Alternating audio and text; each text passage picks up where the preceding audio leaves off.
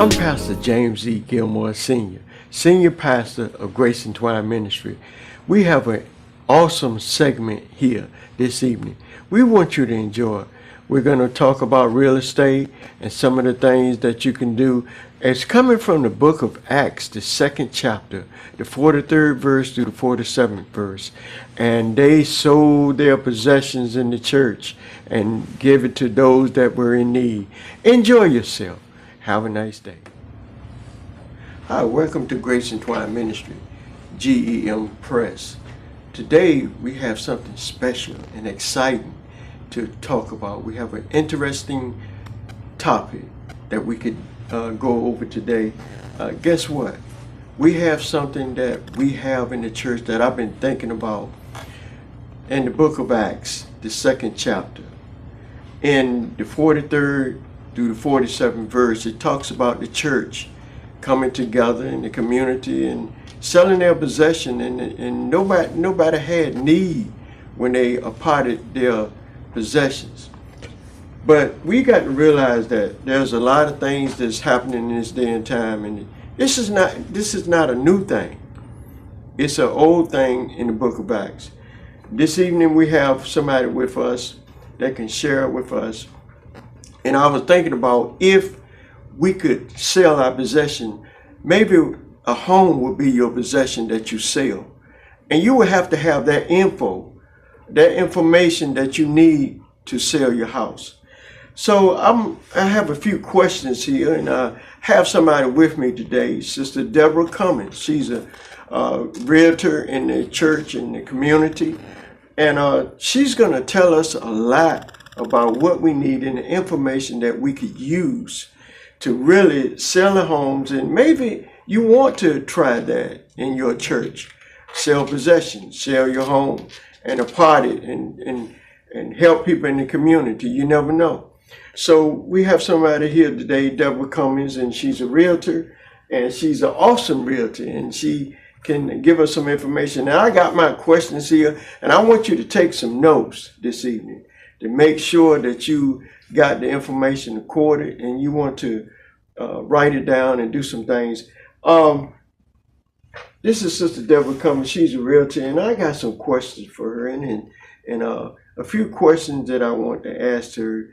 And if I'm ready to buy a house, Sister Deborah, what is the first step of a home buyer to buy a house? First step of Well, you know what? That is a very, very good question, because what happens a lot of times is people go on the internet and they start looking around, because you can go out to a lot of sites, the Zillow, Trulia, Realtor.com, and all of those, and find homes, and they see something they like, and then they want to go start looking, at these homes. But that's out of order, because the first thing that they really need to do is to talk to a lender and find out how much they qualify for. Because they will be very disappointed if they go out there and start looking at homes and get their hopes up high, and they think that they can afford a $200,000 home. Come to find out that they can only afford a $100,000 home. So it would be to their best interest to really talk to a lender and find out what they qualify for, and then go out and start their search. Wow. How long does it take to buy a house? Well, that's a very good question as well. I have had them take anywhere from 3 weeks to months. Wow. But the difference is, if a person knows what they want and they're already pre-qualified to purchase a home, that shortens the process. But once you have a contract in hand, it takes about 30 days approximately. Okay, right. That's beautiful. Could you tell me the difference between the seller's market and the buyer's market? Well, that is a very good question. People wonder about that, and sometimes they change.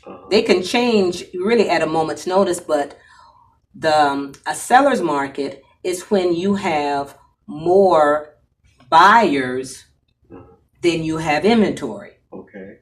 So in other words, you have a limited number of homes out there, but you have more buyers. Okay. So more people are looking for a home than there are homes available. So Okay. now the seller can get their price. Wow. However, when it's a buyer's market, that means that there's more inventory out there than there are buyers. Yeah. So now the seller is going to have to come down and possibly accept a lower offer on their property because the buyer can go someplace else and find another property. That's beautiful. I tell you, it's something to think about. How much do I have to pay the agent, or if somebody was selling a house, say I want to sell my house, how much Okay. would I have to Well, go along? customarily, it's 6%, Okay. and that 6% is split between the two brokers. Okay, the listing broker Yeah. and the selling broker. They will split that commission. Okay, and that's pretty much across the board. But it is some agents do different things, but Okay. but for the most part, it's 6%. Right. And do I have to have a certain credit score? Should my credit score be involved? Well, your credit score is very, very important. It plays a major role in this whole scenario because if your credit score is too low, you won't qualify. And however, the higher your credit score is, you could get lower interest rates. So, but I have some lenders that their minimum credit score that they look for is a 620, but then you have other lenders that will accept a 580, and some may even do less, but there's trade-offs because if your score is less, then your interest rate is probably going to be higher. This is good. So what you would have to do is to talk to your lender, see what their expectations are. See if you've got a 600 credit score, and you go to a lender that their minimum score is a 620, you're going to have to find another lender. That's awesome. That's good to know. And I guess if I'm doing that, how much down payment would I need, or what percentage? Well, it depends on what type of loan program that you need. If you don't have a down payment, then you need to look for a lender that has 100% financing type of a program. And there are those out there that you don't have to put a down payment. However, there's going to be, like I said, trade-offs. Your interest rate is probably going to be higher. But standard, if you're going to do a FHA loan, it's 3.5%. If you're going to do a conventional loan, it's different. They have different programs based upon the lender. So I would say, talk to the lenders and see what programs they have and what is going to be required of you as a buyer. I got a question. If I had a current home and do I have to sell it before I purchase another home? No. Okay, and another thing, if maybe if I wanted to use if I sell it, could I use the equity from the other home? Oh, most definitely. To put down on the you can always use your equity. However, you really want to have your agent sit down with you and do the numbers and show you, if you sell this home, how much are you going to make towards the other home. If you don't, you could eat up all of your equity with trying to sell the house. So let your agent do the numbers for you to find out what is your net profit with the sale of your home, so you'll know what you're actually dealing with when you want to purchase another one. Okay. Praise the Lord. We thank God. This is good. I tell you, this is awesome. And I got a few more questions to ask you, and we'll wrap this up. It says, how many homes should I view before I, make my decision, or how many should I look at? Well, there is not a set number, Pastor. What I would recommend to any buyer that is looking to purchase a home is to have a checklist of everything that they want in a home, and check the ones that they must have. Once they check the ones that they must have, and they go out looking, and let's say the first house that they look at has all of their must-haves, Yes. and it has a number of their want-to-have. Okay. And they like it, it's priced right, and it's a nice community, nice school. They may not want to let that house get by. They might want to go ahead and put an offer on that house because it really meets their needs. Because if they say, well, let me go out and, see what else is out there.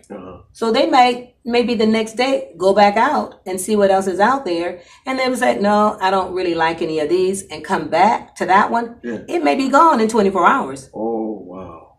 So you don't want to lose that. You don't want to lose something because you don't know if you're going to find one that you really like to that level. So that's awesome, I tell you. And one of the things is, if I make an offer for, how long would I have to get that I could get a response? From the seller? Yeah, from the seller. Okay, that's a very good question. What I customarily do, Pastor, with my clients, if I need to have a response in a certain period of time, I will put a drop dead date and time in that offer. Oh, okay. So, and in fact, I have placed offers, and we put a 24-hour drop dead date. Okay. Okay. So let's say we submitted the offer today. I would say the offer is good until 3 o'clock. April 3rd. And once April 3rd, so that seller would have to respond by that particular time. So if you want the seller to respond in a particular time, state that when you submit your offer. Okay. But the one thing that's really important is that when you're dealing with bank-owned properties, or they call REOs, they don't usually have, they can't usually abide by that stipulation. Okay. So what do I do if he rejects my offer? If your offer is rejected, well, that means that they didn't like it at all. You can resubmit an offer to see if you can come up and improve your offer. But if you submitted the best offer that you could and they rejected it, there's nothing you can do. Okay.